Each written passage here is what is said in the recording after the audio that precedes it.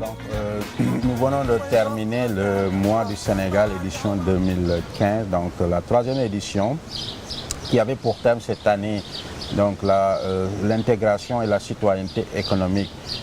Nous avions choisi ce thème par rapport à l'année dernière, parce que l'année dernière, le mois était beaucoup plus axé à la 4 avril, donc pour célébrer notre indépendance. Et le lancement a été effectué donc, à la Maison de l'Afrique. Et d'ailleurs, je salue au passage nos amis ivoiriens donc, qui nous ont vraiment permis de faire le lancement à la Maison de l'Afrique. Et ça a été quand même organisé la journée de la famille à Côte-des-Neiges, donc au centre communautaire 67-67 au Côte-des-Neiges.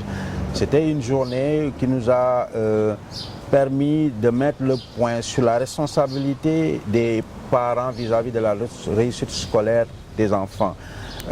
Nous avons invité pendant cette journée le docteur Mamadou Lamine Sané pour nous entretenir de ce thème qui nous paraît très important parce que nous avons un défi énorme, un défi de taille en tant qu'immigrants ici, africains, sénégalais, sur la responsabilité de nos entendus avec l'ambassade du Sénégal au Canada, d'établir des documents de passeport. Cette année, vous savez, on a enregistré d'ailleurs 400 inscrits juste pour l'établissement du passeport. Et de ce point de vue, j'invite vraiment le gouvernement du Sénégal à faire un effort conséquent parce que c'est un problème réel, les problèmes de passeport ici. Donc nous invitons vraiment le gouvernement du Sénégal à faire plus d'efforts pour quand même faciliter, en tout cas nous envoyer plus de missions et pourquoi pas même déplacer la mission permanente de New York et de façon régulière pour qu'ils viennent ici à Montréal ou bien dans les autres provinces du Canada pour faire vraiment établir les passeports. Nous avons aussi organisé le Forum de la Diaspora, le Forum de la Diaspora à la Palace, donc au centre de congrès de Laval. C'était l'occasion pour des professionnels,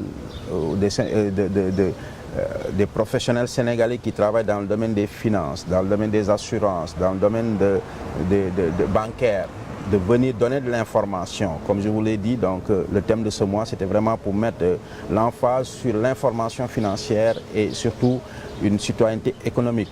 Donc il y a eu des conférences qui sont tenues pour donner plus d'informations aux membres de notre commune. Nous avons invité ici le docteur Bakary Sam, donc, qui nous a entretenu du thème du radicalisme islamique. C'était quand même une conférence très très suivie avec une grande affluence, un grand intérêt donc, au centre africain. Les gens sont venus en grand nombre. Les discussions étaient très très intéressantes. Et je pense que c'était pour nous l'occasion de montrer à la face du monde qu'il y a un autre islam qui se passe au Sénégal, il y a un autre islam qui se pratique au Sénégal. Donc, et je pense que c'est à nous Sénégalais, de montrer que l'islam, le vrai islam, c'est quand même l'islam que nous pratiquons au Sénégal. Le vrai islam dans le sens de la tolérance, dans le sens du respect de l'autre, dans le sens du pacifisme. Donc je pense que ce sont ces valeurs-là que nous avons quand même voulu divulguer aux participants. Je pense que c'était quand même quelque chose d'excellent. Faire ce que personne ne fait, personne ne veut faire et que aucune autre structure ne peut faire. Donc c'est là où le regroupement s'est positionné. Et pourquoi pas les années qui viennent, pourquoi pas inviter ici des artistes alpulaar, des artistes mandingues, des artistes sérères, parce que c'est ça aussi le Sénégal, donc promouvoir la diversité culturelle du Sénégal. Donc c'est pourquoi nous avons décidé cette année de faire venir ici Demba Tandian. Et nous saluons durant cette soirée, on a eu quand même la présence du ministre des Sénégalais, du secrétaire d'État des Sénégalais de l'extérieur, M. Souleymane Jules Diop, qui a fait le déplacement et que nous saluons. Nous saluons et que nous remercions aussi parce que moi je l'ai rencontré au mois de janvier à Dakar. Il m'a promis et il est venu. La conférence de FONGIP qui était quand même un moment très très très fort parce que ça a donné une autre dimension comme vous l'avez dit tantôt, une autre dimension au mois du Sénégal.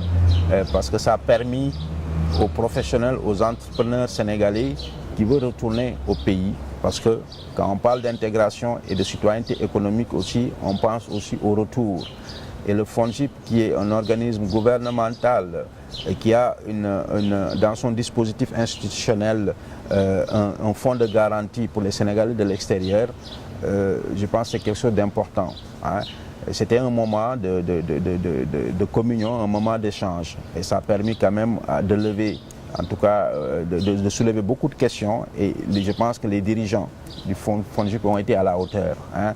Maintenant, il reste aux Sénégalais de confectionner des projets et puis de les envoyer. En tout cas, ça nous donne du courage et le travail n'est pas facile. Maintenant, il faut persévérer, il faut continuer dans ce sens.